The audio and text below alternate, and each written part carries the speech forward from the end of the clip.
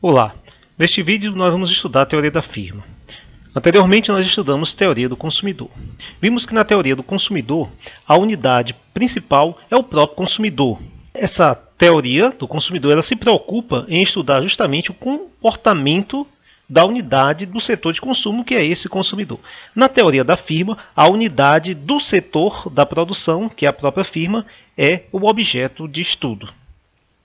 A teoria da firma ela se divide em teoria da produção, teoria dos custos e rendimento da firma. Para entender a teoria dos custos e rendimentos da firma, necessariamente nós temos que estudar e entender a teoria da produção.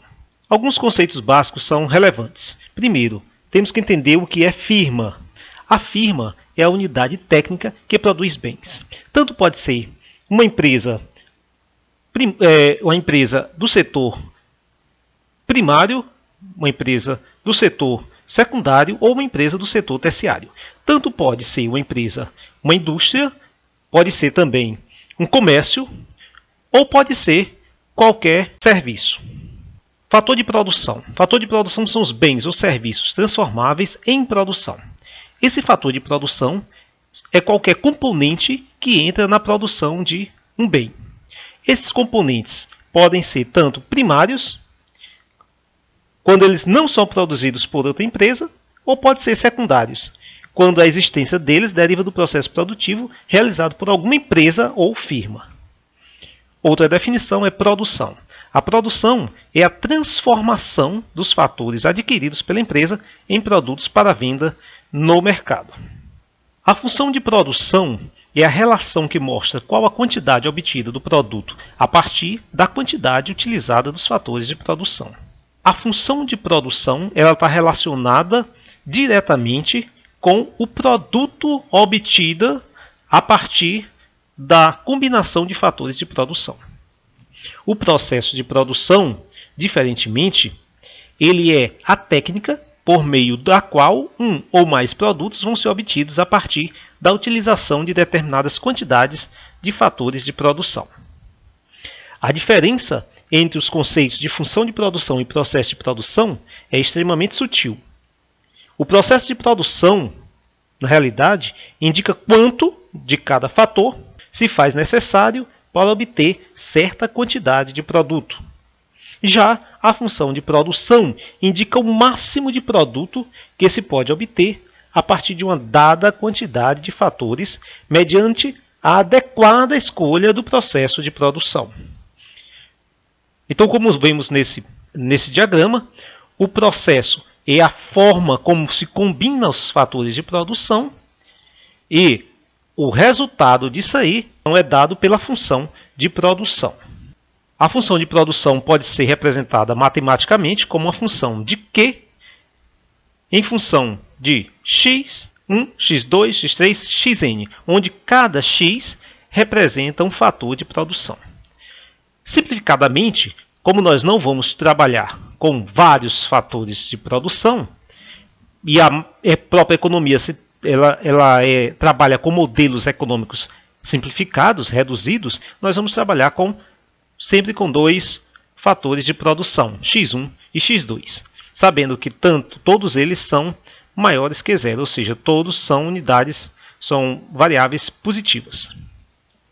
Outro conceito interessante aqui nessa teoria da produção é de curto prazo e longo prazo. Quando nós falamos em curto prazo, nós estamos falando em um tempo curto que pode ser relativo. Ele pode ser 1 ano, 2 anos, alguns meses. Vai depender de algum parâmetro que eu coloque, que eu defina esse curto prazo. No nosso caso, esse parâmetro vai ser o seguinte: se houver um fator fixo junto com fatores variáveis, eu tenho um curto prazo. Longo prazo é quando eu tenho apenas fatores variáveis.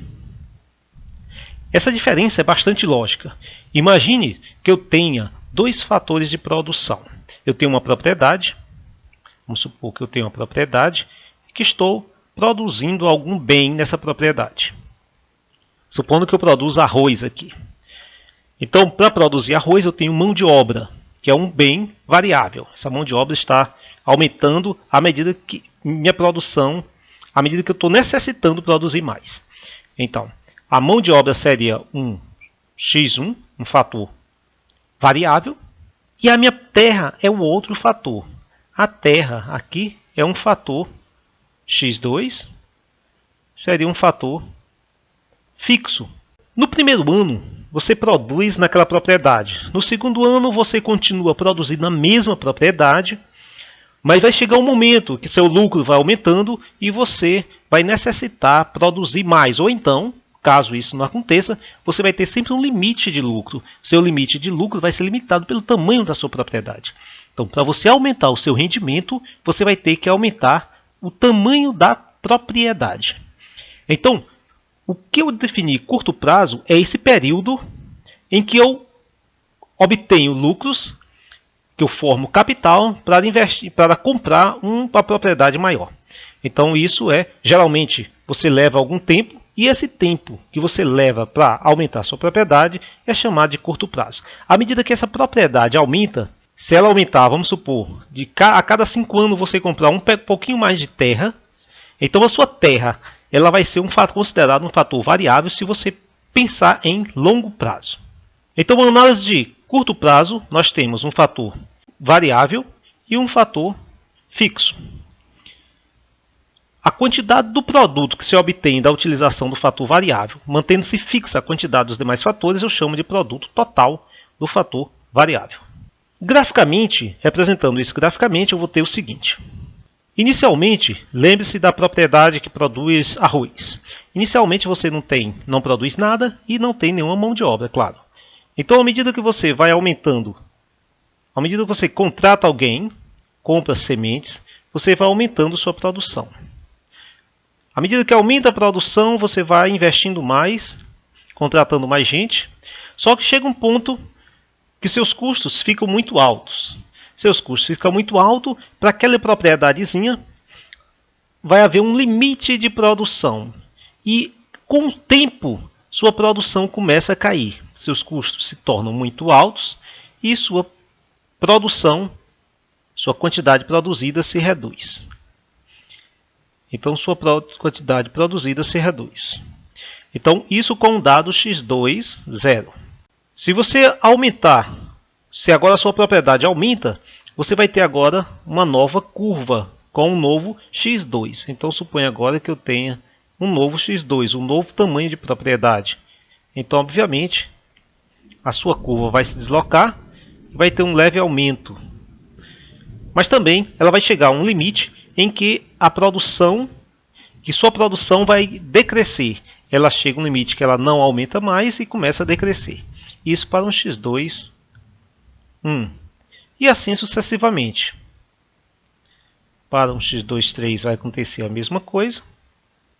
Sua produção vai aumentar, mas também ela vai ter um limite. Eu chamo então, se eu dividir a quantidade que eu produzo pela quantidade de fator de produção, pela quantidade utilizada do fator de produção, eu chamo isso de produtividade média do fator variável. Se eu divido a variação da quantidade utilizada pela variação do fator variável, eu tenho uma produtividade marginal do fator variável.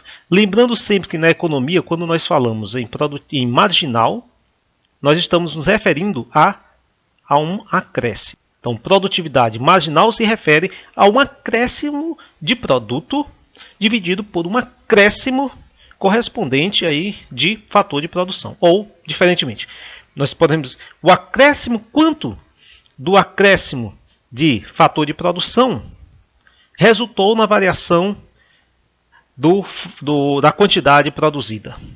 Veja no gráfico que nós construímos do produto pelo fator variável que ele inicialmente cresce, chega num ponto máximo e começa a decrescer. Para todas as curvas acontece a mesma coisa. Vamos analisar o comportamento dessa curva. Veja que inicialmente você tem 0 e sua produção está aumentando.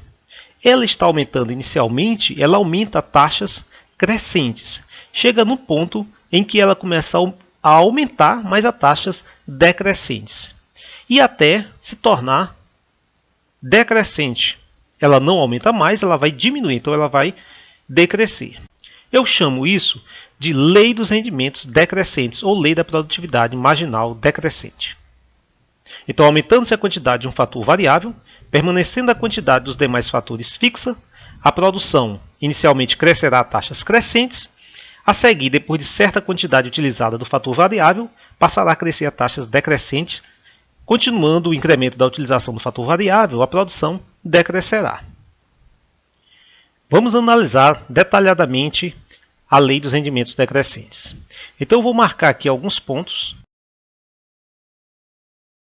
Veja o seguinte, do ponto A para o ponto E, eu vou ter um aumento de x.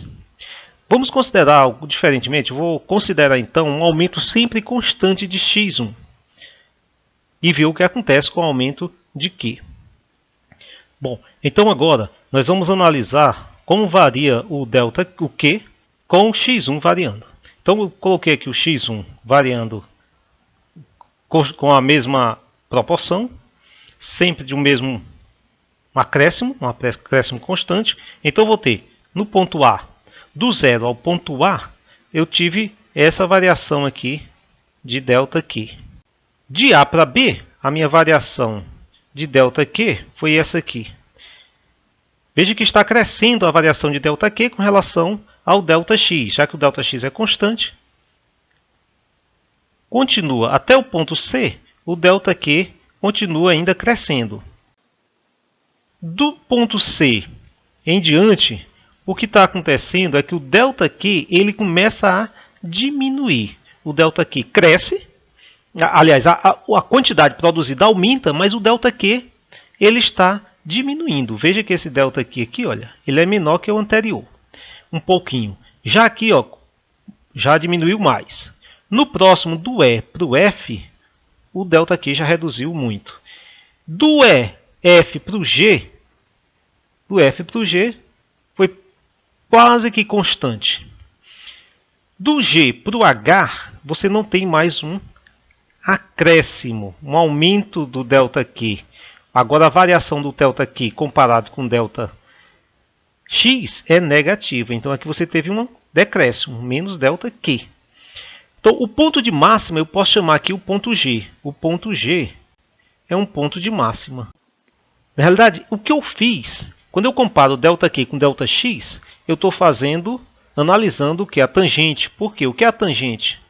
A tangente é o cateto oposto sobre o cateto adjacente. Então, quando eu estou fazendo isso, eu estou olhando justamente a tangente. Então, eu poderia ver pela tangente. Então, a tangente aqui, a tangente até C,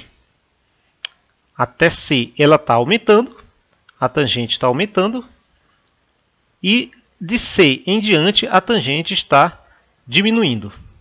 Então, se você analisar por meio de uma tangente, você poderia pensar assim, ó, tangente no ponto A é essa. No ponto B, ela está inclinando ainda. Aqui inclinou mais ainda. Só que aqui agora começa não é tanto assim, mas ela começa a diminuir. Então veja que a inclinação aqui, ela vai até C aumentando e de C em diante ela vai diminuindo. Quando chega no ponto F, ela zera, a tangente é igual a zero e daí a tangente é negativa. Por isso que na definição nós temos que ela cresce inicialmente a taxas crescentes, depois ela, a partir do ponto C ela continua crescendo, mas a taxa decrescente, porque o delta aqui está diminuindo. No ponto G, até o ponto G ela cresce a taxas decrescentes. Do G em diante, a produção cai. Voltando ao exemplo da minha produção de arroz, supondo que eu tenho aqui a minha terra, fator fixo, a mão de obra, o fator variável, então eu tenho aqui, para a gente analisar com o comportamento da nossa curva, nós temos o seguinte.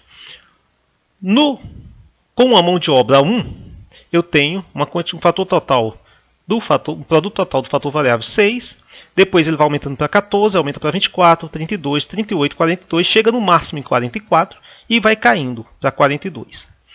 Qual será a produtividade média do fator variável? Para encontrar a produtividade média, eu divido o produto total do fator variável pela mão de obra. Isso dá 6.